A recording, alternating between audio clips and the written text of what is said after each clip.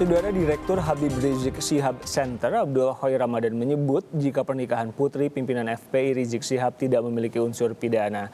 Khoir menegaskan Undang-Undang Nomor 6 Tahun 2018 tentang kekarantinaan wilayah tidak tepat jika digunakan sebagai dasar kepolisian dalam mengusut dugaan pelanggaran protokol kesehatan di pernikahan putri Rizik Syihab yang juga disertai dengan peringatan Maulid Nabi pada 14 November lalu. Pasalnya, baik di Provinsi DKI Jakarta maupun Provinsi Jawa Barat hanya menerapkan pembatasan sosial berskala besar bukan karantina wilayah. Sementara sanksi pembayaran denda sebesar 50 juta rupiah dari pemerintah Provinsi DKI Jakarta disebut lebih tepat karena kebijakan PSBB diatur oleh pemerintah daerah. 9 Junto Pasal 93 Undang-Undang Nomor 6 Tahun 2018 tentang kekarantinaan kesehatan berlaku dalam hal pelanggaran kekarantinaan, bukan PSBB.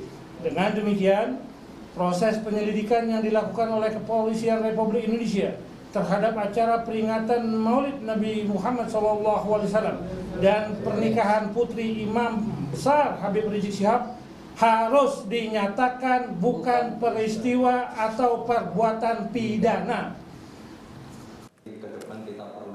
Calon Wali Kota Solo nomor urut 1 Gibran Rakabuming Raka menanggapi pihak yang mempermasalahkan kerumunan. Saat dirinya mendaftar pilkada, Gibran menyatakan siap menerima sanksi jika memang melanggar aturan. Gibran menyatakan saat pendaftaran sudah mengikuti aturan yang ditetapkan KPU dengan membatasi jumlah massa.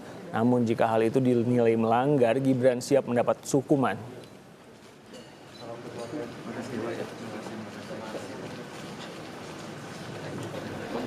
Yang jelas, kalau ada yang salah dari kami siap ditegur oleh Bawaslu, itu aja kok. Kalau ada yang salah, misalnya pengumpulan massa atau apa, saya siap ditegur, itu aja. Kalau pendaftaran dulu, itu kan dari DPC kan orang yang mengawal saya kan udah sesuai dengan ini, peraturan di bawah 50 orang. Silahkan kalau saya ada yang salah, saya siap ditegur, mendapat hukuman dan lain-lain, silahkan.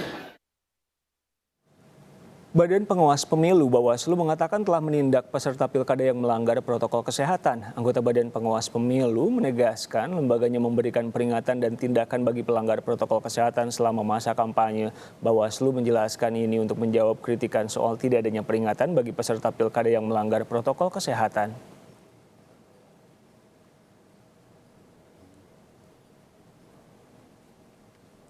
Kan prokes itu begini, kita ingatkan lisan kalau sudah melanggar prokes. Kalau kemudian tidak mengindahkan, kita surati untuk kita himbau untuk bubar. Kalau tidak, didorong dibubarkan sama polisi, Satpol PP dan kita. Jadi bisa jadi setelah dikasih surat itu kemudian mereka membubarkan diri lebih awal, kan belum sampai dibubarin. Jadi memang membubarkan diri itu belum tentu dibubarkan oleh kita karena masih ada tahapan sebelumnya, yaitu memberi semacam surat peringatan. Saya bersama Direktur Habib Rizik Syihab atau HRS Center Abdul Khoir Ramadan dan Direktur Eksekutif Lingkar Madani Ray Rangkuti. Pak Khoir, Pak Ray, selamat sore dengan Riko. Selamat sore, Bu. Pak Khoir dulu, Pak Khoir. Ya. Jadi kalau saya ambil kesimpulan tadi yang Anda katakan, kerumunan di DKI Jakarta saat pandemi tidak bisa diproses hukum, begitu? Koreksi saya kalau salah. Ya. Dalam rangka penanganan pandemi COVID-19, dengan diberlakukannya pembatasan sosial berskala besar, PSBB, yang menunjuk kepada peraturan pemerintah nomor 21 tahun 2020 tentang PSBB dalam rangka percepatan penanganan COVID-19, tentu tidak dapat dimaknai lain bahwa itu adalah penyelenggaraan PSBB bukan karantina. Adapun Undang-Undang Nomor 6 tahun 2018 tentang kekarantinaan kesehatan memang disebutkan adanya norma hukum larangan dan sanksi terhadap pelanggaran kekarantinaan kesehatan menunjuk kepada pasal 9 atau pasal 93. Itu untuk kekarantinaan. Sepanjang tidak dilakukan kekarantinaan maka tidak ada delik di sini. Kenapa? Karena yang ditetapkan berdasarkan deklarasi masyarakat dan bencana nasional ya melalui Kepres yang telah lalu mendahului tahun 2020 nomor 11 dan nomor 12 penyelenggaraannya PSBB PSBB itu tidak ada norma hukum larangan dan sanksi pidana. Sehingga terhadap pelanggar PSBB itu tidak dapat diterapkan atau dikenakan Oke, Pak sanksi hukum dan diproses sesuai dengan hukum Ya. pidana. Tidak ada itu. Saya tangkap maksud Anda, tapi di pasal 15 ayat 2 Undang-Undang Nomor 6 Tahun 2018 menyebut tindakan kekarantinaan kesehatan itu berupa PSBB. Jadi ya diatur juga di undang-undang itu. Baik, betul.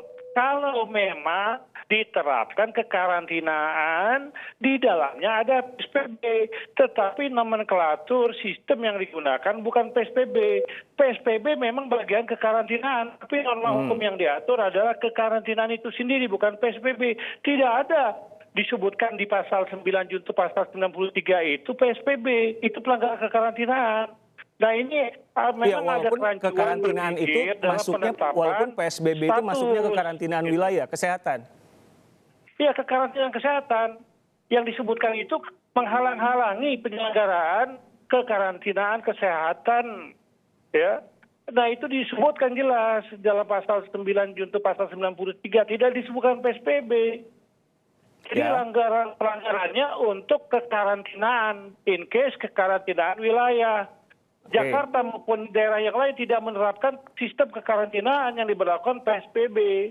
Oh, kita Gitu loh. bicara pidananya ya Pak, walaupun banyak juga peraturan yang mengatur soal PSBB dan pembatasan kegiatan ini. Yang ingin saya coba dalami adalah PSBB itu kan bagian dari kekarantinaan kesehatan. Ketika kekarantinaan kesehatannya itu dilanggar, berarti itu juga masuk ketika PSBB itu Enggak. dilanggar. Tidak begitu, tidak begitu. Kalau digunakan kekarantinaan, maka berlakulah norma larangan dan sanksi. Gitu loh. Ini kan yang diberlakukan bukan kekarantinaan, PSBB. PSBB itu bagian, salah satu bagian dari kekarantinaan. Nah kalau kekarantinaan wilayah tidak dilakukan, maka norma hukum larangan dan sanksinya tidak ada dalam Oke. PSBB. Pak Rey, Sesuai dengan nomenklatur kekarantinaan kesehatan yang menjadi judul undang-undang. Pak Rey, tanggapan Anda? Ya sebetulnya ada beberapa yang bisa dilakukan jika memang polisi ya, atau aparat penegak hukum mencoba mencari nomenklatur yang tepat untuk melakukan semacam penindakan hukum terhadap segala bentuk kerumunan lah. Tidak hanya yang terkait dengan pelaksanaan pernikahan yang dilakukan oleh Pak Rizik Syihab kemarin gitu ya. Sorry, apakah jelas ini saya? Ya jelas Pak, silakan lanjut. Oke ya. Jadi pertama dari yang disebut dengan karantina, tapi tentu ada prasyarat-prasyarat dalam ini. Turunan dari karantina itu apa? Ya, termasuk di dalamnya adalah bentuknya PSBB. Tentu saja PSBB juga dengan sendirinya mengatur norma yang bisa berupa denda pun juga bisa berupa sanksi macam-macam. Nah, sanksinya tentu ya salah satunya diatur oleh pihak kepolisian atau pihak Pemda macam-macam dan seterusnya. Tetapi juga bisa mempergunakan instrumen hukum yang lain. Misalnya itu tadi, misalnya pakai pasal 216 KUHP yang mengatakan adanya upaya perlawanan terhadap penegakan hukum yang dilakukan oleh pihak kepolisian gitu. Dan sebagainya. Cuman semua ya pasal ini memiliki syarat-syarat juga untuk ditegakkan. Tidak bisa semata-mata dicaplok begini, begitu. Misalnya kalau kita mempergunakan pasal 216 KUHP tentang adanya penolakan dan upaya yang menghalang-halangi upaya penegakan hukum yang dilakukan oleh aparat penegak hukum, tentu itu harus didahului dengan pernyataan bahwa acara yang dimaksud, kegiatan yang dimaksud, ya dalam hal ini adalah kerumunan yang timbul akibat ya, pernikahan yang dilakukan oleh Pak HRS, itu sudah harus terlebih dahulu ditegur oleh kepolisian. Oke. Atau tidak ada izin yang diberikan oleh kepolisian terlebih dahulu. Gitu. Mari kita buat Artinya gampang kalau- pertanyaannya Pak Rey. Kalau misalkan Ya. pertanyaannya gini, ketika ada kerumunan yang melibatkan banyak sekali orang, siapa yang mesti bertanggung jawab? Siapa yang mesti dihukum? Ya tentu saja penanggung jawabnya. Siapa mereka yang bertanggung jawab atas kegiatan itu, atas aktivitas itu? Bukan hanya semata warganya secara umum. Mereka lah yang dimintai keterangan bertanggung jawaban oleh aparat penegak hukum. Mhm. Pak Hoir, kalau Anda melihatnya, tadi Pak Rey bilang ya penanggung jawab acaranya yang mesti disalahkan, diproses. Lihatnya gimana? Ya, saya tidak melihat itu. Saya tetap konsisten dengan pendapat hukum saya bahwa tidak ada delik dalam PSBB. Mengapa dikatakan demikian? Sudah saya sampaikan tadi. Kemudian terkait dengan ketentuan pasal 216 KUHP, ini delik material, harus ada suatu akibat ya konkret adanya tindakan pencegahan, perintangan, menggagalkan sesuatu perbuatan yang dilakukan oleh seorang pegawai negeri. Itu ada akibat hukum yang nyata yang in actu terjadi. Dan bahkan pasal 216 ayat 1 ini menyebutkan secara expressis verbis ada nomenklatur yang menjadi unsur bestandil delik itu dengan sengaja. Ini tidak mudah, di situ ada corak gradasi kesengajaan. Ada alohmeh dengan maksud. Ada dolus eventualis sadar kemungkinan. Ada dolus directus sadar kepastian. Ini tidak dapat dilakukan. Kenapa? Karena bagaimana mungkin semua orang yang hadir itu dapat dipidana. Kalau dapat dipidana berarti berlaku penyertaan dalam pasal 55 ayat ke-1 angka ke-1 kan tidak mungkin semua yang hadir itu dalam penyertaan dapat dipidana. Kepolisian juga sudah memanggil jadi ini tidak kepala benar daerah. dapat dilakukan Oke, saya tahu sudah tangkap maksud Anda, tidak bisa diproses secara hukum. Seperti yang dimaksudkan itu. Setelah ini kita bahas lagi Pak Hoyer. Ya, saya paham maksud Anda apa, tapi beberapa hari terakhir polisi sudah memanggil pihak-pihak dari mulai ketua panitia acara, Gubernur DKI Jakarta, dan tidak akan memanggil juga Gubernur Jawa Barat. Kita bahas ini usai jeda, tetap bersama kami di Kompas Petang.